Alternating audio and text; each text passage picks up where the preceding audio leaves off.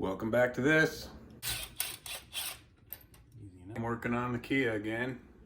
I've got a strut that's blown out. You're on the passenger side, self-lubricated. Leaking everywhere, it's all gross. So we're gonna work on that. And yes, you're seeing that correctly, there are three. Long story short, 2011 Kia Sorento, two-wheel drive. Strut that's leaking. It's got almost 145-ish thousand miles on it. Ordered two. The shipping and handling were fantastic, minus the handling. This one was sticking out of the box. Didn't appear to be 100%.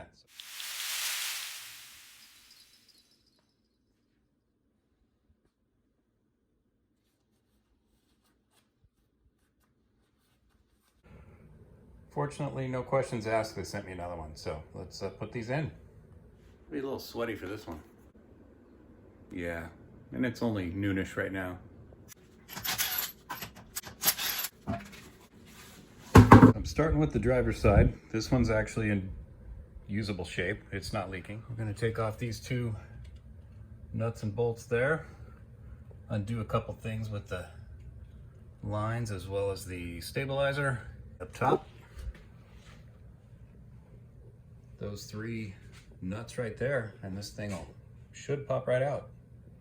And I've noticed here, if you look at the paint, they put that little paint marker on there from the factory. I'm guessing these are original, so made it to 145-ish thousand miles. Not bad.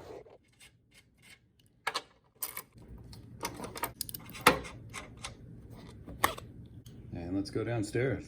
What I have here, 17, holding that in, and a 19. Let's take that off.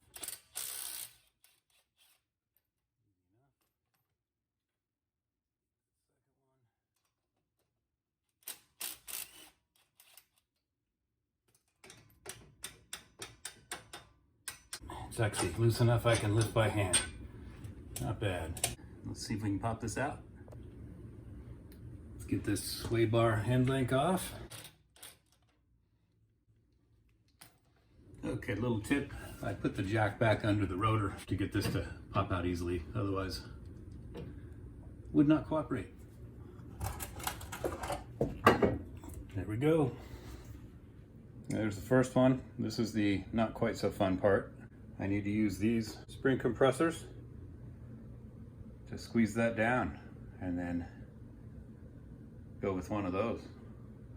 As always, these can be dangerous. If you're not comfortable doing this, you can actually buy these pre-made, so you don't have to do what I'm doing. But you pay a little bit more, but oftentimes it's worth it. So I've done these before, so I'm pretty comfortable with it. And here we go.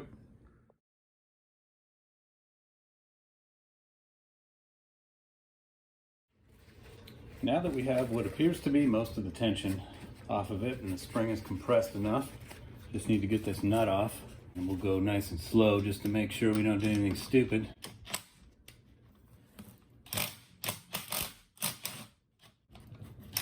And it is nice and loose already, so that's perfect. So I just need to make sure I keep everything in line, or I'll have to go back and watch the video to see how it went. But let's take this off.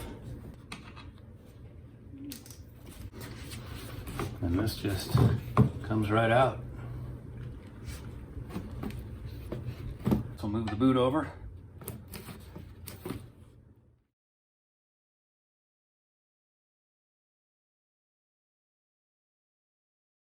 Okay, that was actually super easy. It went right back up. And if you're a little off on here, you can rotate it a couple degrees until you get it just perfect. So I will tighten those down, tighten this down, get our little ABS wire, get that popped in there. I'll reconnect the sway bar end link and get everything torqued down. Everything's connected, ABS, end link, and up top. Easy as that. And next we'll head over there. And here's the passenger side. As you can see, it's very well self-lubricated all around. It is soaked. Pretty much this thing totally blew out. Clunking over the speed bumps. Let's get it out. And there's the passenger side. Nice and torqued down to whatever the torque settings are. All good, everything's tightened down. Just need to take it for a test drive. All done, that wasn't so bad. It's just a little sweaty. Just my shirt's a different color than when I started. Yeah, it's a little warm. But anyway, all done. It's looking pretty good, got both sides. The driver's side was actually starting to leak too, so it's a good thing I did them both now. Thanks for watching.